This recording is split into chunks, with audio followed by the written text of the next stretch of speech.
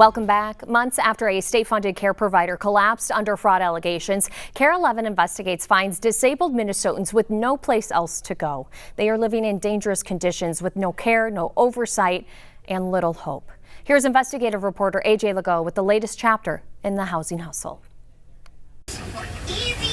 Oh, how boo. Inside this apartment, a months-old baby girl, surrounded by uncertainty, despair, and fear. I'm scared. I don't want to be out in the streets with my baby. Rochelle Smith knows all too well what it's like to be without a home. I was homeless before I came here. And she's now living here on borrowed time. I feel used, I feel violated, I feel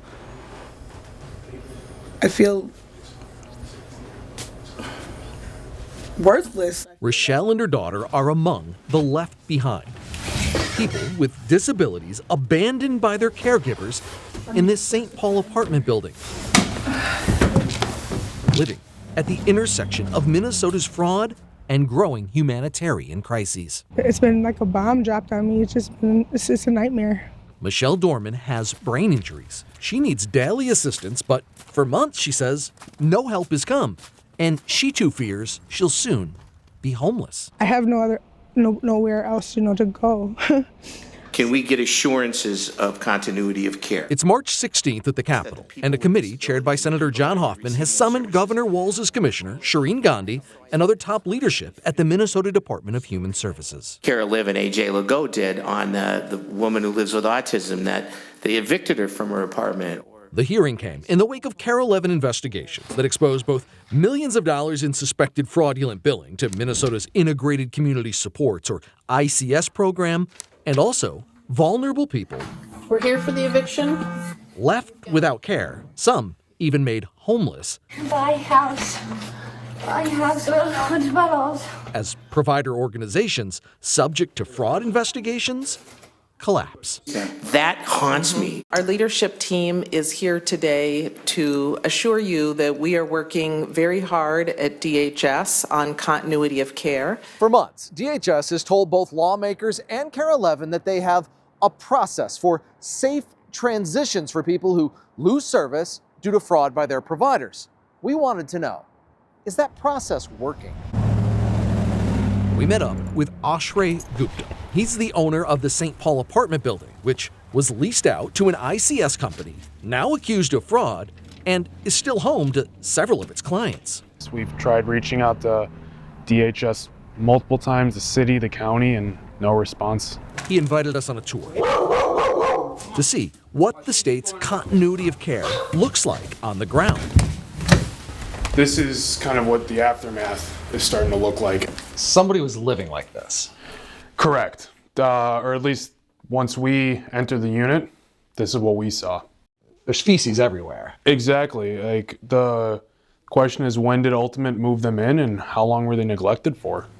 Ashray leased the entire building to a state-licensed ICS company called Ultimate Home Health Services, which subleased apartments to disabled adults in their care. A prior KARE 11 investigation exposed Ultimate Home billing Medicaid for allegedly made-up, phantom services and revealed how that neglect played a role in a man named Rick Clemmer's death. He's got rigor and lividity, so he's been deceased for a long amount of time. In response, federal agents raided Ultimate Home's headquarters, citing KARE 11's investigation and a massive scheme to defraud. The state suspended them from billing Medicaid, and overnight, the company disappeared. They were using this space as their office. Left behind, a building full of disabled clients in the dead of winter. I think it was negative 40 degrees the week we found out this was all going on. While some residents were able to find new housing on their own and move out, others were stuck. No staff, no support, no system stepping in. I'm lost right now. I don't know where to go. It's pretty bad. Trying to do what's right, the building's owner paid to keep the utilities on and has not evicted the people living here, despite not being paid rent since November when Ultimate Home disappeared. But he says it can't continue. For months, conditions have spiraled. You can't just let everything fall on its face and expect it to solve itself. Oshray says the man in this apartment recently vacated, and this is how he'd been living. This was a vulnerable person who clearly wasn't getting help with their living situation. Exactly. Oh my God. Amid the debris, They left a bunch of their Records here on the floor. a telling paper trail of Medicaid billing records. They reveal Ultimate Home was being paid $522 every single day to care for this person. That's pretty incredible. It's insane. A new state licensing report backs up KARE 11's prior reporting, finding Ultimate Home billed for hours of in-person care each day, but often only called to check in. And the people living under their care were at an imminent risk of harm. Hi, how are you? I'm AJ. In the building hallway, we met Rochelle, the new mom, who said she's still at risk. She invited us in Yeah, everything I go through affects her.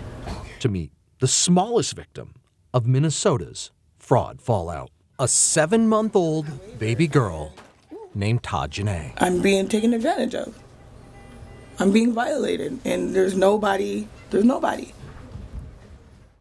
Law enforcement sources tell me the lead suspect in the Ultimate Home Health Services federal fraud case fled the country. For KARE 11 Investigates, I'm AJ Legault. Wow, great reporting by AJ there. Stick with us. We got more news and weather coming up after the break.